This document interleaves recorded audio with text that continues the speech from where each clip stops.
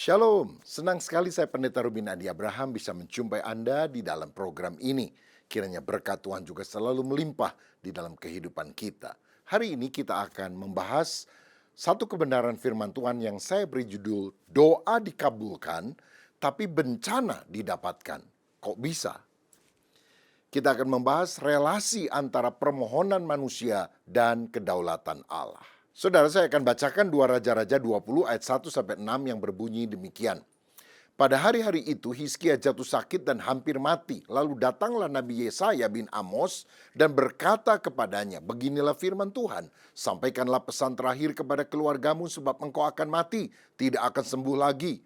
Lalu Hizkia memalingkan mukanya ke arah dinding dan ia berdoa kepada Tuhan, "Ah Tuhan, ingatlah kiranya bahwa aku telah hidup di hadapan-Mu dengan setia dan dengan tulus hati, dan bahwa aku telah melakukan apa yang baik di mata-Mu." Kemudian menangislah Hizkia dengan sangat, tetapi Yesaya belum lagi keluar dari pelataran tengah.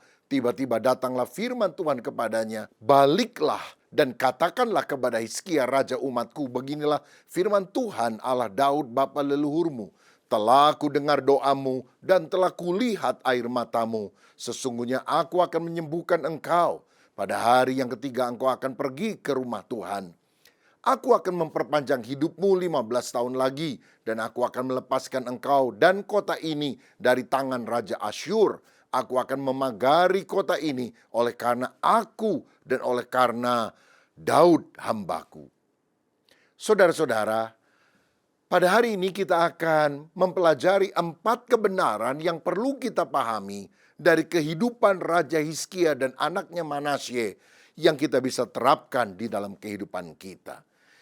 Hal pertama yang kita perlu pahami adalah kekuatan doa. Saudara, Alkitab berkata bahwa Hizkia adalah seorang raja yang saleh. Namun satu hari melalui Nabi Yesaya Tuhan menyampaikan vonis mati kepada dia. Dia sakit dan tidak akan sembuh.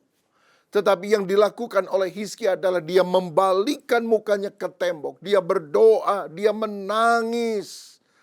Dia mencucurkan air mata, minta anugerah Tuhan, minta kesembuhan dari Tuhan. Akibatnya, Tuhan mendengar permohonan doa yang disampaikan oleh Hizkia dengan gigih. Dan dalam 2 Raja 20 ayat 5 dikatakan, "Telah ku dengar doamu dan telah kulihat air matamu. Sesungguhnya aku akan menyembuhkan engkau." Tuhan membatalkan vonis mati dan menambah umurnya 15 tahun lagi. Dari sini kita perlu belajar bahwa doa memiliki kuasa untuk mengubah jalan kehidupan kita, mengubah peristiwa yang terjadi. Yakobus 5 ayat 16 berkata, "Doa orang yang benar bila dengan yakin didoakan sangat besar kuasanya." Alkitab mencatat ketika Musa berdoa, laut Teberau terbelah menjadi 2. Ketika Elia berdoa, api turun dari sorga membakar korban yang dipersembahkan kepada Yahweh, sehingga orang tahu bahwa Allah yang benar itu bukan Nabi Baal, tetapi Allah Abraham, Ishak dan Yakub. Yesus berdoa dan Lazarus dibangkitkan. Dan saya percaya kalau kita berdoa, doa masih tetap berkuasa untuk mendatangkan mujizat dan kuasa Allah. Apapun yang menjadi beban persoalan saudara, berdoa. Ketika engkau berdoa, apalagi engkau mencucurkan air mata, artinya dengan kesungguhan hati, Tuhan akan mengabulkan doa kita. Saya pernah membaca kisah tentang seorang yang bernama George Muller yang membuka panti asuhan di Inggris. Satu kali dia memimpin doa makan bersama dengan 300 orang anak di panti asuhan yang menghadapi piring kosong karena mereka sama sekali tidak punya makanan. Tetapi George Muller tetap berdoa dengan iman akan penyediaan Allah. Tiba-tiba pintu diketuk dan seorang tukang roti datang dan berkata, "Dari sejak kemarin Tuhan mendorong saya untuk memberikan roti ini untuk dinikmati oleh anak-anak di panti asuhan. Dan jumlah roti cukup untuk makan semua orang yang ada di sana." Dan beberapa saat kemudian ada tukang susu yang mengetuk pintu juga. Rupanya ketika dia sedang membawa keretanya yang dia pakai untuk mengangkut susu itu, saudara, patah itu bagian rodanya, sehingga harus diperbaiki cukup lama. Dan daripada susunya ini kemudian menjadi basi. Dia bilang, lebih baik aku sumbangkan ke panti asuhan ini. Sehingga di dalam doa mereka melihat penyediaan Tuhan, Yehova Jireh, Allah yang mencukupkan segala kebutuhan. Saya percaya doa masih tetap berkuasa. Itu sebabnya panggil nama Yesus, minta pertolongan Tuhan, kuasa Tuhan sanggup memberikan kemenangan. Haleluya. Tetapi hal kedua yang kita harus pahami dari kisah ini adalah kegagalan mendidik. Tragedi besar terjadi setelah doa Hizkia terkabul. Dia diperpanjang masa hidupnya 15 tahun. Dan di dalam masa perpanjangan umur itu, dicatat begini dalam 2 Raja-Raja 21 ayat 1. Manasye berumur 12 tahun pada waktu ia menjadi raja dan 55 tahun lamanya ia memerintah di Yerusalem. Jadi rupanya 3 tahun setelah Hizkia sembuh, dia melahirkan seorang anak, yaitu Manasye, anak tunggal yang menjadi putra mahkota. Dan kemudian dia menjadi raja yang paling jahat dalam sejarah Yehuda. Memerintahnya lama lagi, 55 tahun, saudara. 2 Raja-Raja 21 ayat 2 berkata, ia melakukan apa yang jahat di mata Tuhan sesuai dengan perbuatan keji bangsa-bangsa. Apa yang dilakukan Manasye? Manasye menghancurkan fondasi iman yang telah dibangun oleh ayahnya sendiri, yaitu Hizkia.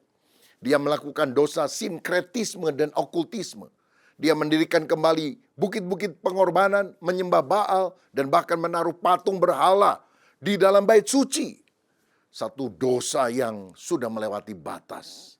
Dia juga melakukan dosa kekejaman moral. Dia mempersembahkan anak-anaknya sendiri sebagai korban dalam api di lembah Ben Hinnom. Jadi anaknya sendiri dilempar ke dalam api sebagai persembahan kepada dewanya. Oh, sangat mengerikan. Lalu dosa penumpahan darah. Ia membunuh sangat banyak orang yang tidak bersalah di Yerusalem. Bahkan tradisi Yahudi menyebutkan dialah yang menggergaji Nabi Yesaya sehingga tewas. Oh, Manasye ini adalah simbol orang yang tidak mungkin diselamatkan menurut ukuran manusia. Dari sini kita belajar bahwa kesembuhan Hizkia membawa berkat sesaat, tetapi ternyata melahirkan bencana jangka panjang yang lebih besar, yaitu dengan munculnya Manasye yang jahat. Kenapa hal ini bisa terjadi? Tampaknya Hizkia hanya berfokus meminta tambahan umur secara kuantitas. 15 tahun Tuhan kasih. Tapi dia gagal di dalam misi mendidik anak secara kualitas selama 15 tahun waktu tambahan tersebut. Saudara sekalian, terkadang sesuatu yang kita anggap berkat, entah kesembuhan, umur panjang, bisa menjadi pintu bagi masalah baru jika tidak dikelola dengan hikmat. Dosa Manasye membuktikan bahwa kebaikan orang tua dalam hal ini Hizkia tidak otomatis menjamin iman dari anaknya.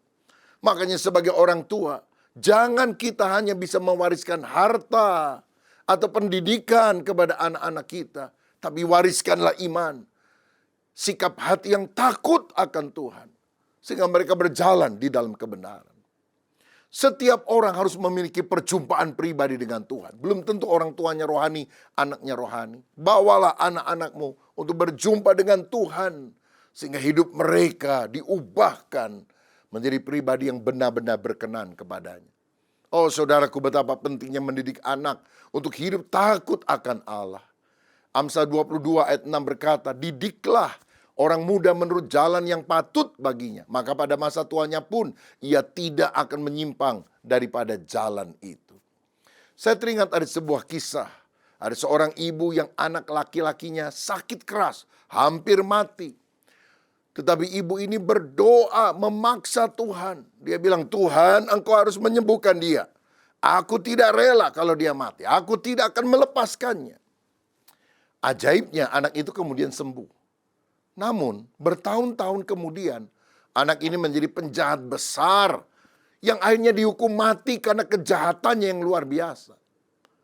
Nah di bawah tiang gantungan sang ibu menangis dan menyadari serta berkata, seandainya aku membiarkan anakku pulang ke pangkuan Tuhan pada saat dia masih kecil, beban ini tidak akan pernah ada dalam kehidupanku. Apa yang kita minta, kadang Tuhan kabulkan karena Dia menghargai free will, kehendak bebas kita. Tetapi waspada, saudara sekalian.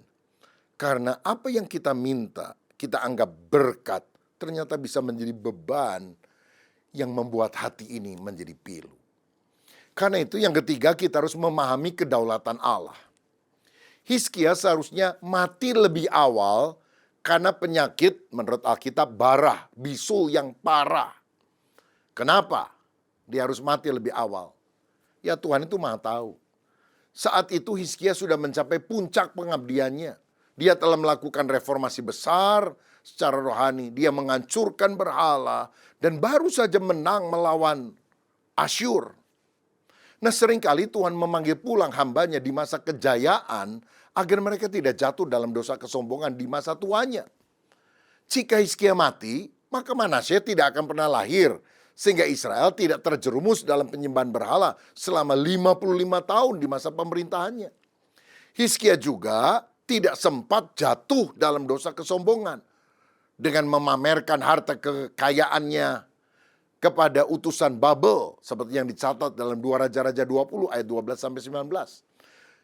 Yang ternyata hal ini menyebabkan di kemudian hari bangsa ini ditawan oleh Babel karena mereka sudah tahu ini kekayaan yang luar biasa kami harus dapatkan.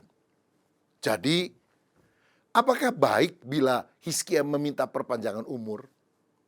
Nah, nggak mudah menjawabnya, tetapi di sini kita belajar tentang perfect will of God dan permissive will of God. Artinya ada kehendak Tuhan yang sempurna, ada kehendak yang diizinkan oleh Tuhan. Perfect will, kehendak yang sempurna, sebetulnya secara ideal Hizkia lebih baik mati di puncak kemuliaannya sebelum dia jatuh sombong dan Manasye lahir. Tetapi permissive will of God, Tuhan ternyata mengabulkan permintaan Hizkia karena dia memaksa. Tuhan menghargai kehendak bebas, free will manusia. Namun disertai konsekuensi berat bagi bangsa Israel di masa kedepannya. Saya ambil contoh.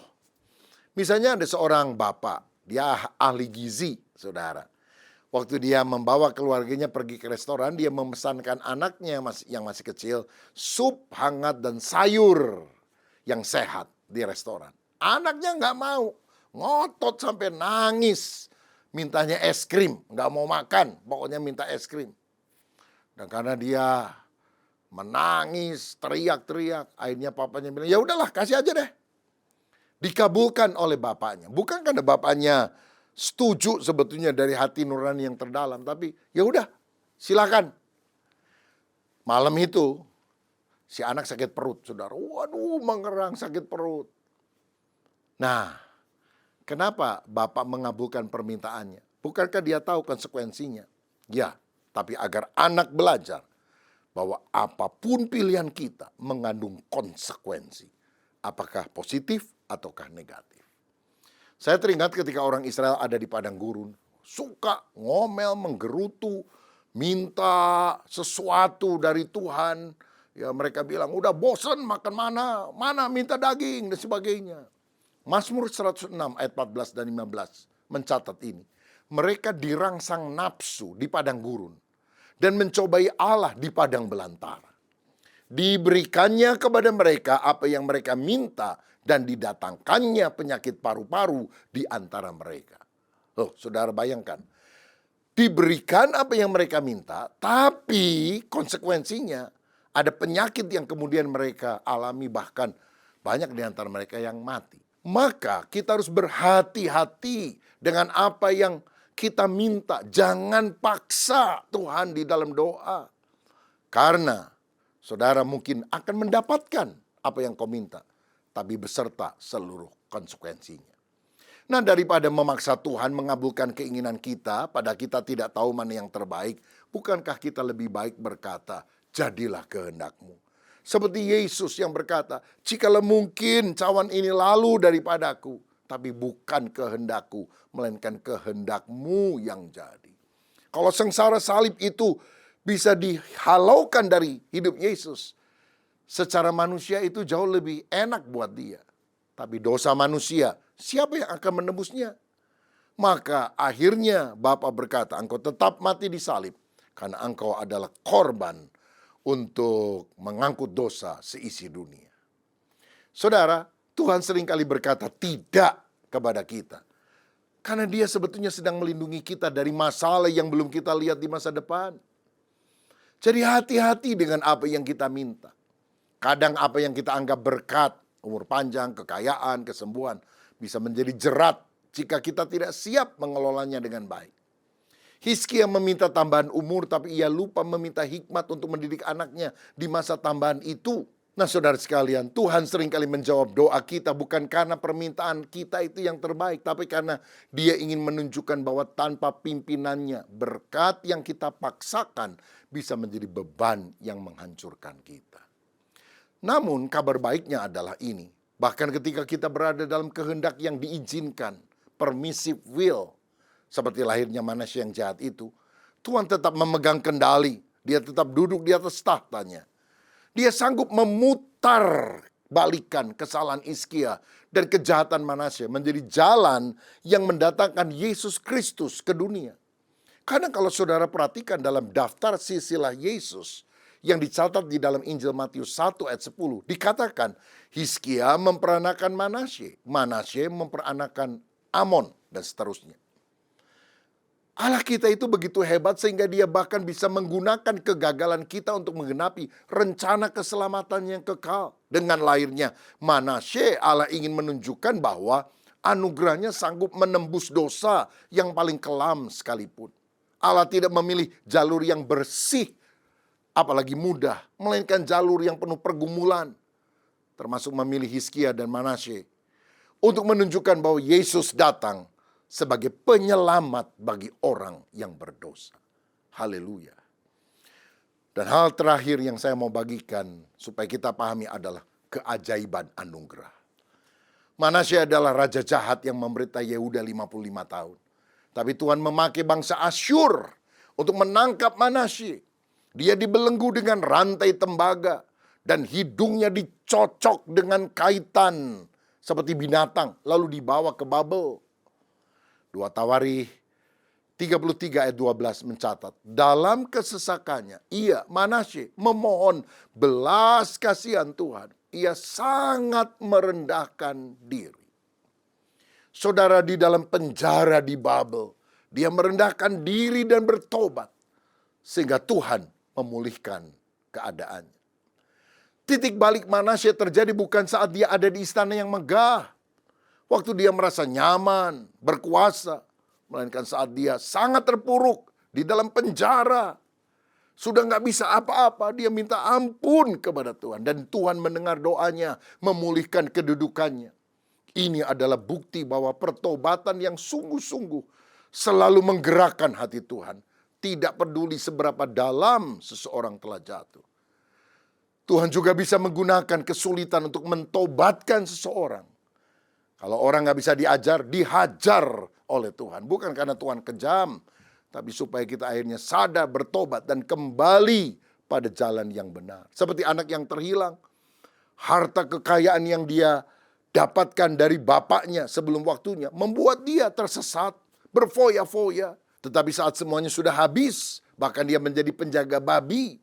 Bukannya makan babi, makan makanannya babi aja dimaki-maki sama tuannya. Maka dia sadar keadaannya. Dan dia bertobat, dia berbalik kepada Bapa. Dan Bapa selalu penuh kasih mau menerimanya. Saudaraku, Manasye tidak hanya menyesal, dia melakukan tindakan nyata. Pertobatan sejati, bukan hanya menyesali masa lalu, tapi melakukan perbaikan untuk masa depan. Tuhan tidak memanggil orang yang layak. Dia melayakkan orang yang dipanggil melalui kasih karunia-Nya. Haleluya. Manasye membongkar kembali semua berhala yang ia buat. Ia membangun tembok pertahanan dan memperkuat kota. Ia memerintahkan rakyat Yehuda untuk beribadah hanya kepada Tuhan. Dan kemudian Tuhan menaruh nama Manasye di dalam silsilah Yesus. Matius 1 ayat 10 tadi. Ini membuktikan bahwa anugerah Allah lebih besar dari dosa terbesar apapun yang kita pernah perbuat. Nama Manasye dalam silsilah Yesus di Matius 1 tadi menjadi monumen abadi bahwa garis keturunan Raja Penyelamat pun diisi oleh seorang penjahat yang bertobat. Saudara, jangan pernah merasa terlalu berdosa untuk bisa berbalik kepada Tuhan. Selalu ada tangan Tuhan yang mau menerima kita. Dan kalau engkau punya anggota keluarga yang sudah dinasehati, sudah didoakan, sudah diinjili, tidak mau bertobat, malah jahatnya makin menjadi-jadi. Jangan pernah kendur di dalam doa. Karena seperti Manasye, dihajar oleh Tuhan. Sampai akhirnya dia berbalik kepada Tuhan. Kita juga bisa berdoa supaya anggota keluarga kita juga berbalik kepada Tuhan. Walaupun harus ada tangan Tuhan yang memukul dia dengan keras agar dia bisa diselamatkan. Saudara, namun kita harus ingat loh, meskipun Manasye bertobat, pengaruh dosanya sudah terlanjur merusak mentalitas bangsa Israel yang nantinya tetap berujung pada pembuangan Babel. Pengampunan menghapus dosa, tapi tidak selalu menghapus seluruh konsekuensi atau dampaknya. Karenanya, mari kita hidup takut akan Allah dan menggunakan seluruh hidup kita untuk kemuliaan namanya. Adakah di antara kita yang hari ini sedang meminta sesuatu kepada Tuhan? Saya percaya doa orang benar itu dikabulkan oleh Tuhan. Tapi kita harus sadar, Allah itu berdaulat. Dia tahu yang terbaik dalam hidup kita. Sehingga waktu kita berdoa, minta sesuatu, kita tetap harus memberikan ruang pada kehendak Allah yang terbaik. Bukan kehendakku, kehendakmu yang jadi. Anak-anak muda juga kadang-kadang ngotot kan kalau dia ingin si A itu menjadi pasangan hidupnya. Tuhan, jodohkanlah kami. Kalau bukan jodoh, jodohkanlah kami juga. Tapi kalau memang bukan jodoh, ya udah saya menyerah. Tapi Tuhan tolong pilihkan orang yang sifatnya seperti dia, cantiknya seperti dia, apa-apanya seperti dia. Dan kalau Tuhan susah untuk mencari orang semacam itu, udah yang gampang, udah dia saja Tuhan. Ini ngotot namanya saudara. Dan engkau akan mengalami kerugian karena engkau tidak masuk di dalam kehendak Allah yang sempurna. Dalam kehidupan kita sebagai orang yang sudah berkeluarga pun, kadang-kadang kita ngotot dengan apa yang merupakan keinginan kita. Maukah saudara hari ini belajar daripada sejarah kehidupan Hizkia dan Manasye berkata, aku ingin ini Tuhan. Tapi kalau Tuhan punya rencana yang lebih baik. Yang baik belum tentu yang terbaik. Yang indah belum tentu yang terindah. Karena yang terbaik dan terindah pasti berasal dari Tuhan saja. Saudara yang memahami kebenaran firman, mari kita berdoa. Dan mari kita izinkan Tuhan melakukan rancangannya dalam hidup kita. Bapa Surgawi, terima kasih untuk kebenaran firman-Mu hari ini. Kami tidak mau mengalami hal ini. Doa kami dikabulkan, tapi bencana kami dapatkan. Kami rindu ketika doa kami dikabulkan. Itu memang menurut perfect will of God. Sehingga kami mendapatkan perkara-perkara ilahi, berkat rohani, berkat jasmani. Bukan kehendakku yang jadi, tapi biarlah kehendak-Mu yang terjadi. Berkat-Mu untuk setiap kami ya Bapa, di dalam nama Tuhan Yesus Kristus. Haleluya. Amin. Tuhan Yesus memberkati.